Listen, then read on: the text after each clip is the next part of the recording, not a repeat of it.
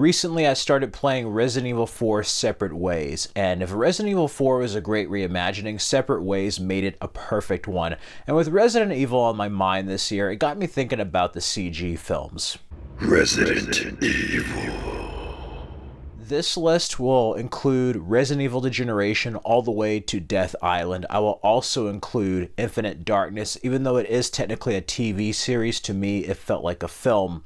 And I was kind of contemplating doing this video for a while before I played Separate Ways. I was thinking about sharing my favorite CG video game films, but then half of the list included these films practically. And I have to say, even though I enjoy some of them more than others, each film I think has been better than any live action adaptation of Resident Evil. This is the closest we got into the spirit of the games. So before I continue, feel free to like, comment, subscribe, and share your favorite Resident Evil CG film down in the comments below. Feel free to share your own ranking and your favorite moments.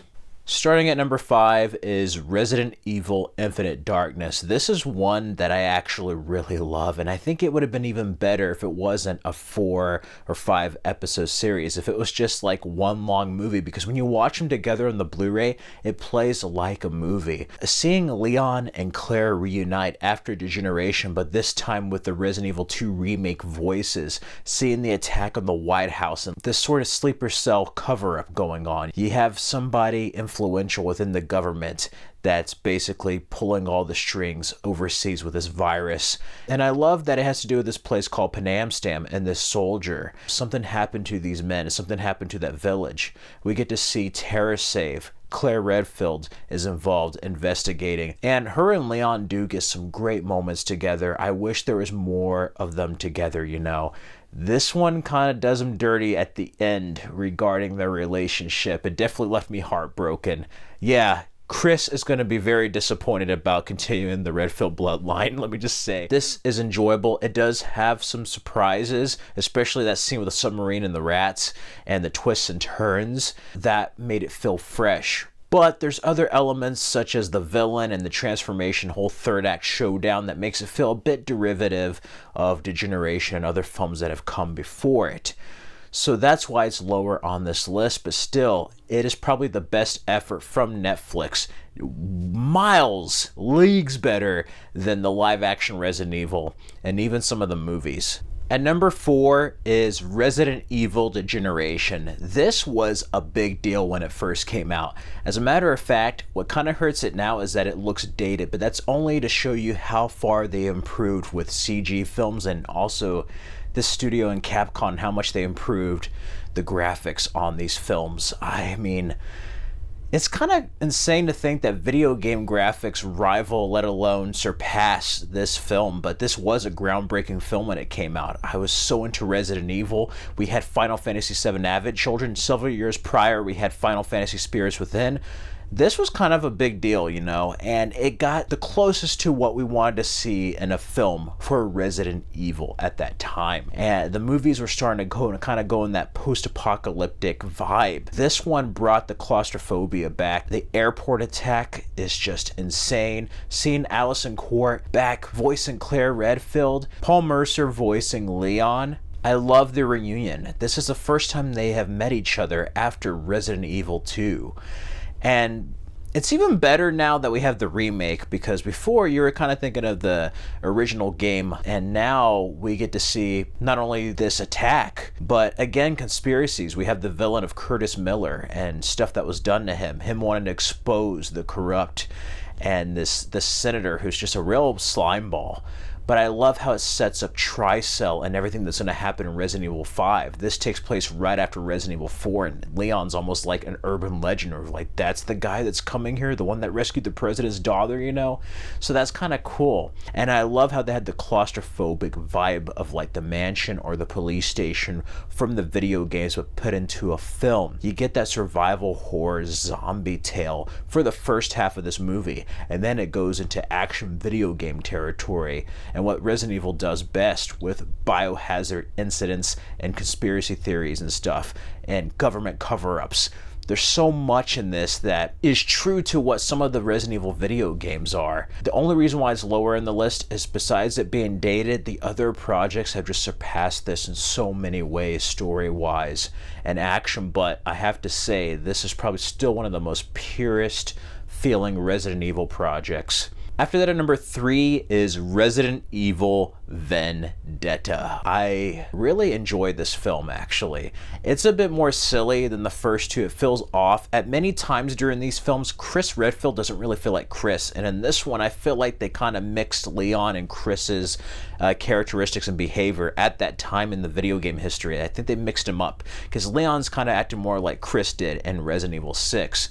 But also, Leon's been through so much where he's just like, he can't get a damn vacation. But what I love about this film, besides a villain, he has a very sad origin with his wife, with an attack, a missile attack, basically killing his whole family and his wife's family and his wife on their wedding day. Him wanting to take revenge against the world with this weapon, with this virus. I love that plot. He's pretty much like a comic book villain, but you feel sympathy for him, you know, in a way, even though he's completely psychotic. What I really enjoy about this is we get the return, finally, of Rebecca Chambers from the original Resident Evil game and Resident Evil 0. I actually saw this after playing Resident Evil 0 on the Origins collection for the first time, and it was great. The bad guys are just like very anime comic book-like, you know. This is probably the most silly, but there's some serious heavy moments too of action, and the action is just on a whole other level in this film. That hallway fight, Chris's fight, everybody going after the main bad guy when he's mutated with a railgun, just crazy stuff. Or even the attack when Rebecca's at her lab and everybody's turning into zombies and she has to cure herself before she turns. Like, that is just insane. But I think what I enjoy most in this film is what it sets up for Death Island. Vendetta and Death Island really do make a solid double feature. And or the CG, it's just crazy to see how far they improved everything from Degeneration to this film. After that, at number 2 is Death Island. This film I really enjoyed. It's short, yes. Is it a bit derivative? Somewhat. Is the villain weak? Yes, in some ways, but he has a solid motivation. Should we have had more of it? Absolutely. But what I love about this film is that we get to see all our protagonists together for the first time together. Rebecca Chambers, Claire Redfield, Chris Redfield, Jill Valentine, and Leon S. Kennedy, all together on Alcatraz. God damn, isn't that just awesome? Like, people are like, it's fan service. Well, if you're a fan of Resident Evil, service me. I was serviced, and as a Biohazard / Resident Evil fan, I absolutely loved it. This was like my Avengers for Resident Evil. And honestly, after the past couple of live action incarnations with Welcome to Raccoon City, the Netflix show, and the last couple of Mila Jovovich films, I needed this film. And I think this was a superior film to Vendetta because it managed to have the action of Vendetta, but then it grounded it enough to where it wasn't entirely silly. It felt more like the first two movies in a way. And it brings it back to a claustrophobic closed environment, much like the airport, the mansion. In many ways, it kind of reminded me a little bit of Resident Evil Revelations 2 at the prison. And it was cool seeing drones. They took what they did in Vendetta with zombies being controlled, but they used it with drones and targeted infection. And the final battle was just totally like a video game come to life. Jill actually deserves the limelight in this movie. They explain her age being slower after what happened with Albert Wesker. That's why they made her look like RE3 remake Jill. But I love Jill Valentine, and she gets her due here. I only hope for the future we get her as a main protagonist in a video game again. It was nice seeing the women of Resident Evil be on the forefront after so many years of Chris and Leon, you know. All the characters in Resident Evil are fantastic, but these women really make the game just as much as Leon and Chris, and I would also add Ada. That was the only person missing in this, but overall, it's a nice film with a beginning, middle, and end that's solid. It doesn't do too much. It doesn't show us too little. It's just enough. If it ends here for the CG films, which I kind of doubt, but if it does, this is a good ending point, I think, for the CG Resident Evil films. After that, at number 1 for me is Resident Evil Damnation. I regret not watching this when it first came out. This movie blew me away. I love this movie.